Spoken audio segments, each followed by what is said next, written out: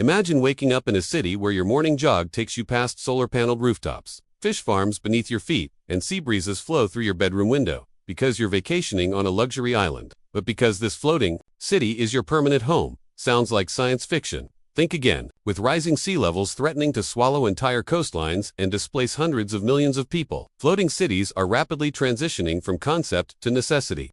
But can these ambitious structures really save us from the worst impacts of climate change, or are they just a high-tech fantasy for the wealthy elite? To understand why floating cities are becoming a hot topic, we have to look at the scale of the crisis. According to the Intergovernmental Panel on Climate Change, IPCC, global sea levels have already risen over 8 inches since 1880, and the rate of rise is accelerating. By the end of this century, projections suggest that sea levels could rise by over 3 feet, more than enough to permanently flood low-lying nations like the Maldives and cities like Jakarta, New York, and Miami.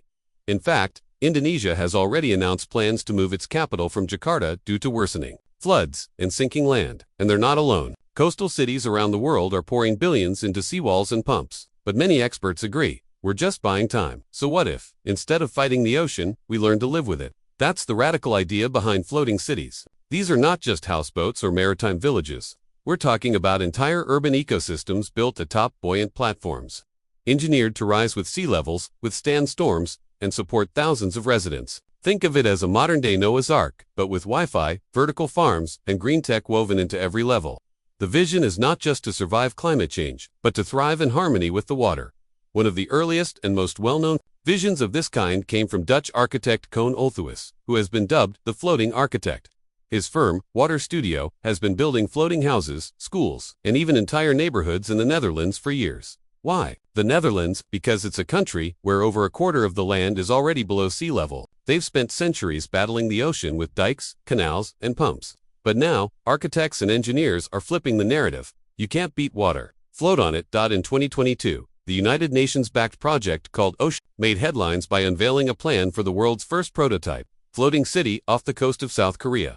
Designed to house around 12,000 people, Oceanix will be made of modular hexagonal platforms anchored to the ocean floor. It will include homes, shops, research centers, and green public spaces. All buildings will be powered by renewable energy, water will be recycled, and food will be grown locally using aquaponics and vertical gardens. The goal: to create a zero-waste, climate-resilient urban habitat that adapts to rising seas instead of being destroyed by them. The key to this vision lies in modularity and sustainability. Instead of sprawling megacities, these new oceanic communities would grow organically. Start with a dozen platforms for homes and essential services. Add more modules over time: schools, greenhouses, medical centers. If one part of the city is damaged by a storm, it can be repaired or replaced without shutting down the entire system. This flexibility makes floating cities not just resilient but customizable to local needs and cultures.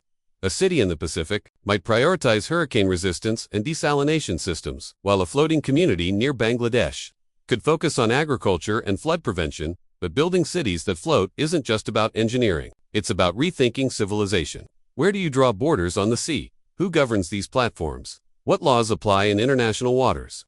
Can these cities remain affordable, or will they become havens for the rich, while poorer populations drown on the mainland? These questions are not abstract. They're already being debated by urban planners, legal scholars, and futurists. Some propose that floating cities should function like special economic zones, with flexible rules and global partnerships. Others warn that this could lead to exploitation, inequality, and environmental degradation if not managed transparently. And it's not just architects and governments who are thinking ahead. Private startups and tech entrepreneurs are also diving into the floating future. Peter Thiel, co-founder of PayPal, once backed a controversial initiative called the Seasteading Institute, which aimed to create autonomous, libertarian city-states at sea. While the project faced legal and logistical hurdles, it sparked global conversations about freedom, governance, and innovation on the high seas. Today, more pragmatic versions of that idea are quietly gaining momentum, with smaller platforms being tested in international waters. Pause for a moment and consider the profound psychological shift required to embrace life on water. Throughout history, humans have built cities near rivers and oceans, but always with the assumption that land is stable and the sea is something to defend against. Floating cities turn that instinct upside down. Suddenly, the sea isn't the enemy, it's the foundation, and with that comes new ways of thinking about food, energy, community, and identity. Children growing up in these cities might never play in a backyard, but instead dive into a biodiverse ocean lagoon surrounded by floating gardens. Their schools might teach maritime navigation, coral reef biology, and hydrodynamic design as part of the core curriculum. Now let's dive deeper into how floating cities are not just sci-fi dreams, but realistic solutions being shaped by technology, scientific understanding, and a growing urgency for climate adaptation. At the heart of these aquatic marvels is engineering, cutting-edge marine architecture fused with sustainable urban planning. Unlike static land-based buildings, floating structures must adapt to constant movement, corrosive saltwater, and shifting weather patterns. This has driven innovations in materials science, hydrodynamic modeling, and disaster resilience that go far beyond traditional construction. One of the most critical elements of any floating city is its foundation. These are typically large, buoyant platforms constructed from reinforced concrete, plastic composites, or even recycled materials. Engineers rely on principles similar to those used in oil rigs or cruise ships, designing the platforms to remain stable even under high winds and rough seas. Some experimental designs use semi-submersible technology, where the majority of the platform is submerged to lower its center of gravity and increase stability. Others explore pneumatic flotation platforms filled with air or foam to provide buoyancy while reducing the risk of capsizing. Whatever the method, the goal is the same: create a solid, storm-resilient base that can safely host homes, farms, power stations, and public spaces. But a city can't float on engineering alone. It needs power, water, food, and waste management. Here's where sustainability plays a starring role. Floating cities are designed to be off-grid ecosystems, powered by solar panels, wind turbines, wave energy converters, and biofuel systems. Energy is stored in smart battery banks and distributed via microgrids that can balance supply and demand in real time. For water, desalination units extract fresh drinking water from seawater, while greywater and rainwater are collected and purified through advanced filtration systems. This decentralization of utilities not only reduces dependence on fragile mainland infrastructure but also boosts resilience in the face of climate disasters. Feeding a floating population requires equally innovative solutions. Traditional soil-based agriculture isn't feasible on a floating platform, so designers turn to aquaponics, hydroponics, and vertical farming methods that use significantly less space, water, and energy. Imagine green towers rising from the sea, stacked with rows of vegetables grown in nutrient-rich water, fertilized by fish waste from tanks below. This closed-loop system produces both protein and produce, significantly cutting down on the need for imports. Waste from homes and kitchens is composted or converted into biogas, while organic materials help nourish rooftop gardens and floating greenhouses to preserve marine biodiversity. Floating cities are often designed with artificial reefs and underwater habitats integrated into their infrastructure. These reefs not only support fish populations and coral regeneration but also help reduce wave energy, acting as a natural buffer during storms. Researchers are already studying how cities like these can become marine sanctuaries rather than pollutants, using biodegradable building materials and noise reduction designs to minimize disruption to ocean ecosystems. Some proposals even incorporate algae farms or shellfish beds into the city's perimeter, turning environmental management into part of the economic model. Mobility and connectivity are also key concerns. Floating cities aren't intended to be isolated bubbles. They're envisioned as hubs connected to nearby coastal communities through electric ferries, underwater tunnels, or even aerial drones. In the case of Ocean X Busan, the city's modular layout allows each section to be reconfigured based on need, expanding or contracting with changes in population. Smart infrastructure powered by AI and IoT Internet of Things manages everything, from traffic flow and resource use to emergency response and building maintenance. Each resident's smartphone might double as an access key, payment method, and personal energy dashboard, giving them control over their consumption and carbon footprint. Social design is another piece of the puzzle. These aren't just floating buildings, they're places meant to foster community, culture, and equity. Urban planners are incorporating open spaces for recreation, floating parks, communal kitchens, art studios, and even underwater museums. The idea is to create a sense of belonging despite the unusual environment. Schools, healthcare clinics, places of worship, and multi-generational housing are planned to ensure that these cities aren't just for the wealthy or the elite, but inclusive and functional for families, elders, and young people alike. Still, skepticism lingers. Critics argue that while floating cities may help some people, they do little to address the root causes of climate change, namely greenhouse gas emissions and industrial overconsumption. There's also concern about scalability. Can these models be expanded quickly and affordably enough to shelter the millions of people who may be displaced by rising seas? Can governments regulate them without stifling innovation?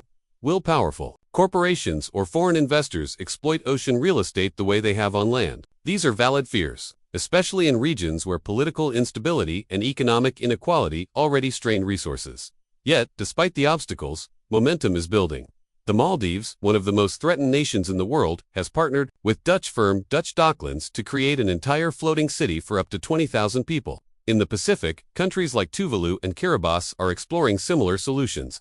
Even Silicon Valley is paying attention. Tech companies and venture capitalists are investing in modular floating labs, sustainable tourism platforms, and luxury water villas, all of which test ideas that could scale into more democratic urban solutions. And for youth growing up amid climate anxiety, these projects offer something rare, hope grounded in science and human creativity. As we venture into the final segment of this exploration, it becomes clear that floating cities are no longer fringe experiments or utopian dreams. They're rapidly becoming necessary responses to a warming planet. But what would it actually feel like to live in one of these sea-based metropolises? Daily life in a floating city could be both familiar and surreal. You might wake up in a solar-powered smart apartment, step onto a balcony that sways gently with the tide, and sip coffee made with rain-harvested water. Instead of cars, you'd travel via quiet electric boats or walk along buoyant boardwalks, lined with local gardens and public art. Sea breezes would replace urban smog, and sunsets would reflect off a surface uninterrupted by traffic or pollution. From a governance perspective, floating cities raise new possibilities and challenges. Many prototypes propose self-governing systems with strong digital infrastructure, allowing citizens to vote on policies, track budgets, or even propose laws via mobile apps. These blue democracies, as some call them, aim to reduce bureaucracy and increase transparency, but they also pose legal questions about sovereignty. If a city floats outside of traditional national borders, who makes the rules? Some legal experts worry this could attract tax evasion or corporate overreach, while others believe it could give small nations new leverage in global politics. What's clear is that international law will need to evolve to keep pace with this kind of innovation. Economically, floating cities could serve as engines of creativity, research, and green entrepreneurship. Imagine entire districts devoted to marine biotech, clean energy, R&D, or circular economies where every piece of waste becomes a resource. Think tanks, startups, and universities could cluster together in floating knowledge hub spaces that are both climate adaptive and intellectually generative. The blue tech industry is already valued in the billions, and cities that invest early may find themselves at the forefront of the next economic revolution. But just as with terrestrial cities, the key will be equitable growth. Without strong public policy and social planning, these new habitats risk replicating the same patterns of exclusion and inequality found on land. Another important question is mental and emotional health. Will people feel safe and connected on a platform in the sea? Psychological studies show that proximity to water can reduce stress and improve well-being, a phenomenon known as blue space therapy. But long-term success depends on more than beautiful views. It requires strong community bonds, access to culture and education, and support systems for mental health. Urban designers working on these projects are drawing inspiration from ancient coastal communities and indigenous sea cultures who long ago mastered the art of living in harmony with the ocean. Their wisdom, often ignored by modern urban planning, is being reconsidered as we seek ways to not just survive, but thrive. Aquatic environments. Cultural adaptation will play a significant role in acceptance. Floating cities might host festivals honoring maritime traditions, underwater art installations, or sea-to-table culinary experiences. Religious ceremonies, weddings, and storytelling gatherings could take place in floating amphitheaters or open-air plazas designed to echo the rhythms of the sea. Architecture itself could reflect local heritage, with curved lines, natural textures, and materials that age gracefully in the marine climate. The goal is to create not just utility, but identity, a sense of home, in a place with no fixed ground. As sea levels continue to rise, it's important to recognize that floating cities are not a silver bullet. They won't replace the need for strong climate action, carbon reduction, or the protection of vulnerable land-based communities, but they can be a powerful piece of the puzzle, one that combines human ingenuity, ecological sensitivity, and futuristic ambition. They're bold, they're difficult, and they challenge our notions of what a city can be. And yet, that's exactly what makes them worth pursuing. So as the tides inch higher each year and climate migration becomes a reality, we must ask ourselves, will we merely retreat from the water, or will we learn to live with it, even embrace it? Floating cities invite us to choose resilience over retreat, imagination over fear. And in doing so, they offer not just shelter but a new kind of future.